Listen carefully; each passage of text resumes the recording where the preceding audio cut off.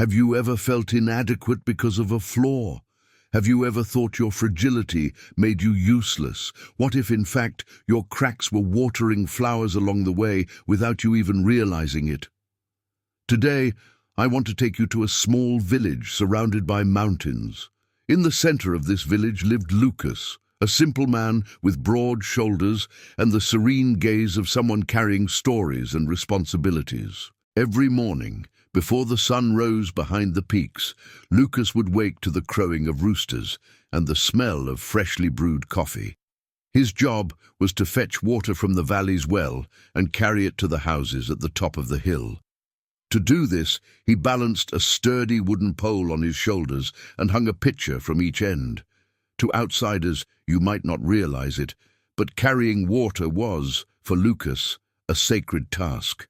The water he carried fed families, watered plants, and satisfied animals. At the end of each journey, he saw children playing under the mango trees he had filled, women baking bread with the water he had brought, men washing their tired faces at the end of the day. This mission gave him a deep sense of purpose and belonging. At one end of the pole was a perfect pitcher, made of thick clay, with the shine of one who never failed. On the other end hung a pitcher with a small crack, almost imperceptible at first glance. This crack had appeared long ago, after a stumble on the trail, and since then the pitcher had leaked some of its water on the way back. For 2 years, Lucas climbed and descended the mountain carrying the 2 jugs. With each trip, he saw a stream of drops falling from the cracked jug, and every time he reached the chief's house or the village houses, one side of the jug was still full, while the other was only half full. Lucas calculated that half of his effort was wasted. He thought, "I carry the same weight, I travel the same distance, but I deliver less water." At first, Lucas didn't pay much attention. He thought he could fix the crack. He spent days trying to seal it with wax and scraps of cloth. But whenever the water warmed in the sun, the wax softened and the crack opened again. He tried to exchange it for another pitcher, but there wasn't one in the village market that fit the pole as easily. The cracked pitcher was light and balanced well, and Lucas had a certain affection for it. After all, it had been a gift from his father many years ago. Still, the feeling of failure haunted him. He began walking with his head down, avoiding people's eyes when he arrived with less water than expected. That night, sitting at the table with his wife, he would vent, "I feel like I'm letting people down. Because of this jug, I have to make more trips to carry the same amount of water. It's not fair." His wife listened patiently. They had built a life based on work and mutual support. She, who grew vegetables in the backyard, knew that not everything grows as quickly as we want.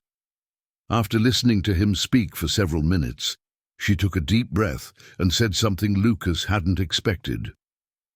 "Maybe the crack isn't the problem you think. Tomorrow, on the way back, pay attention to the path. Look where the water falls. Sometimes what bothers us serves a purpose we can't yet see." Lucas struggled to understand what she meant, but heeded her advice. The next morning, the light rain had stopped, and the smell of wet earth perfumed the air. As he walked to the well, his feet sank lightly into the mud. He carefully filled the pitchers, felt the cold water run through his fingers, and placed them on the pole. The climb was tough, loose rocks, exposed roots, animals crossing the path. But today, he was alert. Instead of looking straight ahead, Lucas tilted his head and watched the drops fall from the cracked pitcher. They dripped slowly, forming small, makeshift rivers that meandered along the trail. It was then that he noticed something he'd never noticed before. Where the drops fell, the earth was wetter and greener. All along the path, there were plants and flowers Lucas had never seen so clearly. They were yellow daisies, white lilies, wild flowers of every hue. Some grew shyly among the rocks, others bloomed exuberantly, attracting the attention of butterflies and hummingbirds. Lucas approached one of them and let the scent envelope him. He wondered, "Have these flowers always been here? How did I not notice them before?" Continuing on his way, Lucas saw a girl standing by the side of the road, picking some of those flowers. She wore a simple dress with colorful patches, and her hair was tied in 2 braids. Seeing him, she smiled and said, "Mr. Lucas, Mrs. Maria loved the flowers I brought her yesterday. She's sick and says they bring joy to her room." Lucas felt a tightness in his chest. He hadn't known those flowers had been picked by someone, nor that they brought comfort to someone else.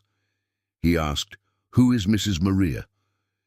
"She's my grandmother," the girl replied. "She can't leave the house anymore. I always pick flowers for her. Everyone says you're the one who makes them bloom with the water that escapes from your pot."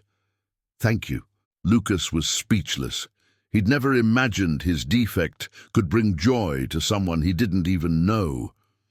He continued climbing and noticed other people picking flowers, a young man placing one in his hat to give to his girlfriend, a mother carrying a bouquet to decorate the kitchen. The trail, once just a passage, had become a shared garden. Returning home, Lucas was still surprised. He told his wife about the flowers, the girl, and the grandmother. She smiled, knowing what he was talking about. Then she revealed what she'd kept as a little secret. "Remember when your father gave you that picture? Back then, I noticed the crack, and instead of lamenting, I decided to plant seeds along the path. I knew that, over the days, the water that trickled down would water them. That's why I never told you to replace the pot. The flowers you see now are the fruit of your journeys. Every day, as you carried water, you also nourished the life that spread along the trail. You just hadn't realized it yet." Lucas felt tears well up in his eyes.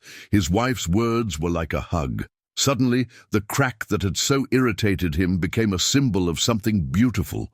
He remembered his father handing him the picture, saying that every object has its story and its marks. Now he understood that marks are what make us unique. That night, Lucas sat with his children around the fire and shared what he had learned. He talked about how his stubbornness in repairing the crack prevented him from seeing the flowers blooming beside the path. He confessed that sometimes he felt shame instead of gratitude. His children listened attentively. One of them asked, "So, Dad, does that mean our flaws can help others?" Lucas replied, "Yes, son. Sometimes what we consider flaws becomes a source of beauty and help, but we need to look lovingly at our flaws to realize this." The next day, as he walked to the well, Lucas began to notice not only the flowers, but also the smells, the sounds, and the wind. He noticed how the sun hit the leaves and created dancing shadows on the ground. He noticed the symphony of birds, the rustling of leaves, the buzzing of insects. The routine, once repetitive, had become an exercise in mindfulness and gratitude. Each step took on meaning. Instead of looking at the crack with contempt, he began to see it as a reminder that even what seems imperfect has its purpose. As the weeks passed, Lucas began to talk about this with others in the village. He told the young apprentices that each one carries their own cracks, whether it be a learning difficulty, a scar on their body, or a painful loss. He told the story of the flowers and the pitcher, showing how even water that is lost can give rise to life. Some laughed, others reflected in silence. One day, a friend who often complained about his shyness confessed to Lucas, "Maybe my shyness makes me listen better, pay more attention to others. I never thought that way." Lucas's boss, seeing the table decorated daily with flowers, asked, "Where do you get so many?" Lucas smiled and told the story of the crack. The boss then replied, "You not only provide me with water, but also remind me of the beauty that exists in imperfection. Perhaps we should all learn from your water jug." The room, which had previously been just a place of business, came alive with the colorful flowers, becoming more welcoming. The seasons passed. In spring, the path filled with even more vibrant colors. In summer, the scent of flowers mingled with the warmth of the earth. In autumn, the petals fell, forming a carpet beneath the feet of those who passed. And in winter, even with the frost, some flowers endured, a reminder that beauty can emerge in any season. Lucas learned to accept the natural cycle of things and saw how the water lost on one journey fueled hope for the next. One day, while resting under the shade of a tree, Lucas took the cracked water jug in his hands. He ran his fingers over the crack, feeling its texture.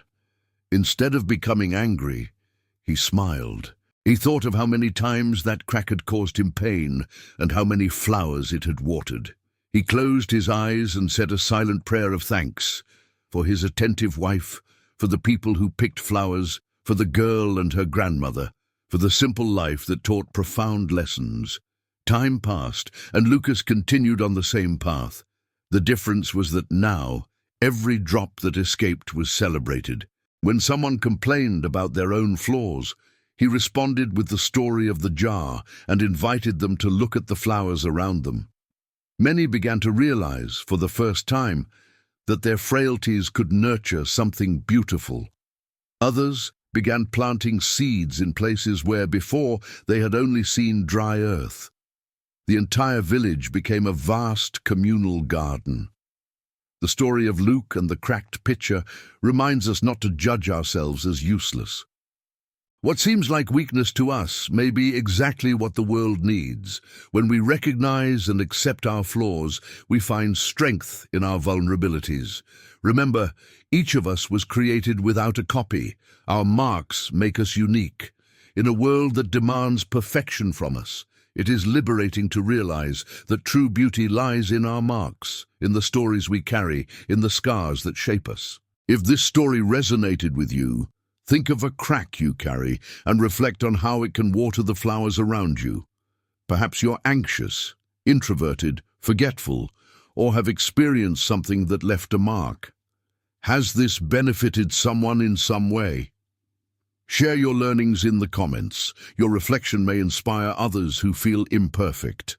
Like the video to share this message with others and subscribe to the channel to see future stories. Each story is an invitation to look carefully at your cracks and see within them the possibility of blossoming.